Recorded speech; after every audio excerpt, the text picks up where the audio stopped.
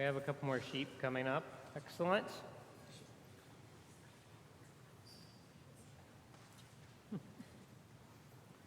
So how are y'all doing today? Is anybody excited about tomorrow? Yes. Is tomorrow my birthday? Oh. Whose birthday is it tomorrow? Jesus' birthday. Excellent. That gives us all a reason to celebrate, right? Well, they have been waiting for Jesus to come for a very, very long time. For hundreds and hundreds of years, these people called the prophets have been saying, Jesus is going to come, and when he comes, light is going to come into the world. Now, the people who continue to share this message of this light coming into the world, they never got to see it during their lifetime, and it made them feel a little sad. Now, some of these people that are called the prophets, if you can look way up there, they're in these windows all the way up at the top on this side. And one thing that I always see on their face is this: they look tired. Have any of y'all ever felt tired? Yeah. When you feel tired, does it feel like you're in kind of your own darkness? Like you just want to crawl into bed and pull the covers up and take a nap or to go to sleep? What makes you so tired? Raise your hand if you know. What makes you so tired? Yes.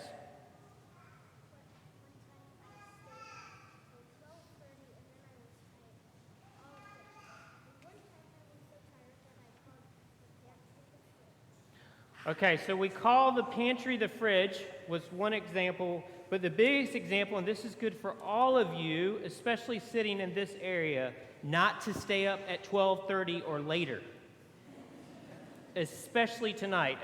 If there's a show of hands from parents who want their kids to go to bed before 12:30, yes, yes. So that can make you tired. What else has ever made you tired? Yes. Medicine's made you tired? Yes. Playing sports? Yes. Running too much? Yes. Yes. Staying up till 11 o'clock watching cowboy movies? Yes, that can happen. Yes, sir. What's made you tired? What's that? Spinning? Wow, excellent. Okay, one more, Carrie. School. Oh, goodness. I won't touch that one. Okay, so we have these times where it feels like there's darkness in our life and we just are tired. Sometimes there might be darkness in our life because we're afraid. Is there anything that might make you afraid? Yes. Monsters in your bed when you go to sleep? Yeah? And your sister thinks the Grinch is there. We hope not. Okay. Yes, what makes you afraid sometimes? A cat? Okay. Yes. Neighborhood foxes? Yes.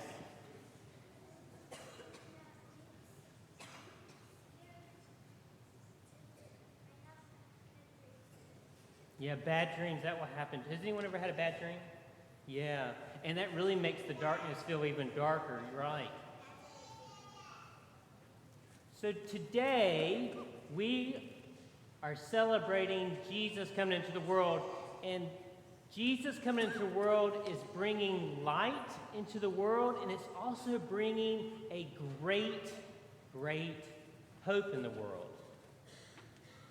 And when Jesus comes into the world, it's what the prophets have been saying, the Word, which is all they had before Jesus came, the Word of the Old Testament, the Word would become flesh, which means that God's Word would actually become a human being.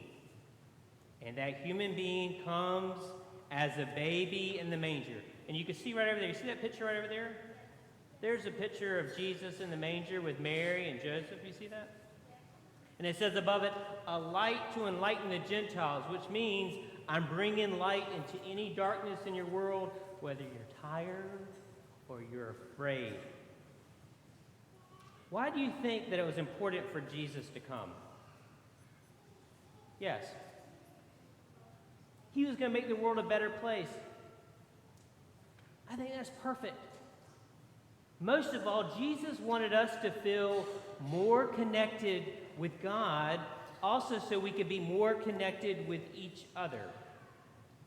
Okay, so I have a gift here, and this gift is for each of you. I hope. Yes. Okay, who would like to read the little note that's on this gift?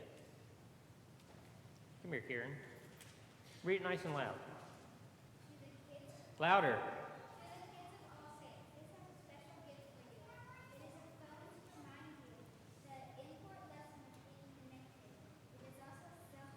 It is not a cell phone. Yeah, that's very important. It's not a cell phone. Merry Christmas. All right, who can help me open a gift? All right, go for it. Excellent, excellent. All right, okay, now step back, now step back, now step back. Okay. Now, if everybody can stand up, and I need 2 lines going this way beside me. So slide on down. So slide all the way down. You need someone standing across from you. Let's see how chaotic this might look and feel. Keep moving down so you have space.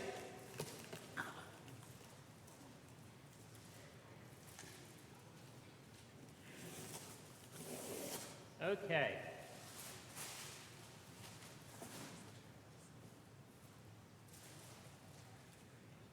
Please don't let the church treasurer know that I got each of you a phone. So spread out a little bit like this. Okay, so you're going to be right here. You right here. Come here. Come here.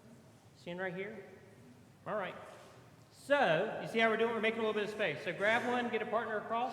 You can stand right here. Come on. Don't be afraid. Here we go.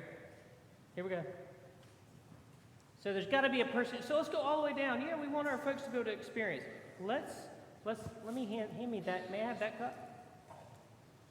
And then you can take this cup and then hand it to the person standing across from you. All right. There we go. Take a cup, spread out. Take a cup, spread out. There you go. There you go. All right. Now, you want to have enough distance, but you don't want to pop the string. You want it to be tight enough, that's right.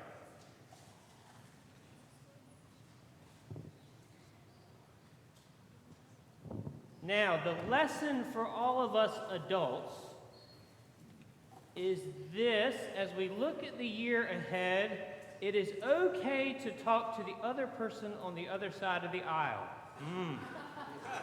Remember that conversation is important. Here you go. You want to stand over here? Here you go. Does everybody have one? Y'all need one? You need one? You need one? Is that everybody? Excellent. All right, perfect job dropping that right when I needed to walk by. Okay, would y'all like one? There you go.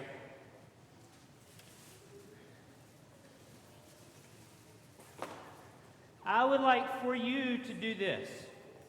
Now, the reason why this is important is because you're going to be able to hear a person talk to you, but you're going to be able to see them. And the ways that we feel connected is that it's really hard for us to share when we're tired. It's really hard for us to share when we're afraid. But by us being connected to each other, we can feel the closeness of each other's support. So I like for the people on this side to speak into the cup. The people on this side, put it next to your ear. Okay, you speak. Are we ready? Say hello. Say, how are you doing? Say, I care about you. Now switch sides. The person on this side speaking to the company, put it next to your ear. Say, I care about you. And here's the message. Jesus cares about you. Excellent. Okay, so hand the person across from you the cup. Let's put the cups on this side, and everyone will get to take a cup home to the joy of your parents. So I will pass those out, and then come on back to the steps.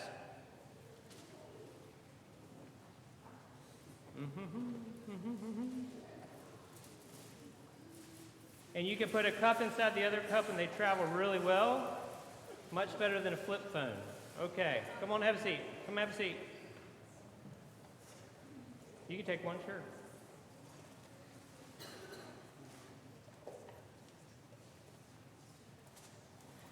Now, here is my challenge for all of us.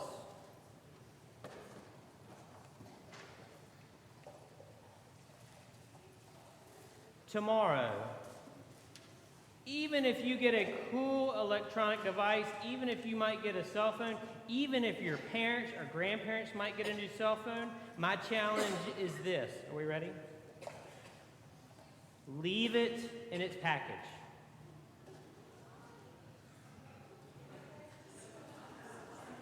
So you can do this. Tomorrow we celebrate the Word of God coming into our lives. And there's no better way for us to celebrate Jesus coming into our lives than to turn off anything that distracts us from being connected to each other, so that our lives can be stringed together and we can do this. We can share stories about our life. Stories about our joy, the light that's in our lives. We can also share stories about our fears and when we're tired and concerned. And if you share those stories and you allow yourself to be honest and humble and courageous, do you know who comes into that sharing time with you? Yes, Jesus comes to be with us. And if you ever need Jesus to be close to you, just say, Jesus, come into a conversation with me. And the other cool thing is this: even if we're by ourselves, how can we talk to Jesus? Yes, we can pray. So you can take one end of your cup if you're unsure about praying, if you're unsure about other people hearing your prayers, and you can talk into it and take the other one and place it over your heart as a way of connecting to Jesus and to say, come into my life, help me to celebrate something that I'm excited about. Help be with me when I'm tired or I'm afraid or I'm in some type of darkness in my life. Here is the truth about life. Life can be hard. Has anyone ever had something hard happen in your life? But I believe if we find more ways to be connected to each other and connected to God, sharing those stories of what is hard can help us to get to a place of joy that God is waiting to bring into our lives. And also, when we share things in our lives that are really difficult, we put our phones down and our iPads down, and we sit together where we can see each other and feel each other's emotions. Then God comes to be present with us to help lift us out of any darkness. Who is always excited when you feel afraid and then all of a sudden the lights come on and you're no longer afraid? Right? This is my hope for you. Tomorrow you will find as many people as you can to share a story with.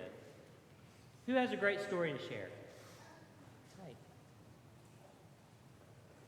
And when you share your story, you have to be able to trust that person that they're going to listen to you with their whole being, with all that is in their heart and their mind. And with that, you will feel loved. Because Jesus came into the world so that we could understand God's love for us, God's desire for us to be truly connected to one another. Because this is one of my fears. My fear is that we can become so attached to a device that we stop talking to each other face to face. We become so attached to something that's electronic that we stop actually hearing the voice of another person. I think we can all agree that the cell phones and the gadgets that are being made now are being made so we actually don't have to use our voices, right? But I think God is reminding us of the power of our voice. Our power of being together. And when we truly do that, it makes God smile and allows us to see that God is always in our life waiting to bring us good news and great joy. And for that we can say, Amen. At this time, I would like for you to stand up, and you could take your cup, and you could place it over your mouth and place the other one on your heart. Does everybody have a set of cups? And I invite the congregation to stand. You can, you want a new one?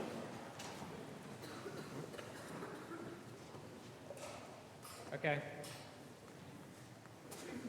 We already have some broken devices. Do you guys have warranties on these things? All right. Sure. There you go. Okay. So, repeat after me. Okay, hold it over your mouth and put it on your heart. I believe in God above. I believe in God above. I believe in Jesus' love. I believe in Jesus' love. I believe His Spirit too. I believe His Spirit too. Comes to teach me what to do. Comes to teach me what to do. I believe that I should be. I believe that I should be. Kind and loving Lord like you. Kind and loving Lord like you. Amen. Amen. All right, slide your cup in, and if the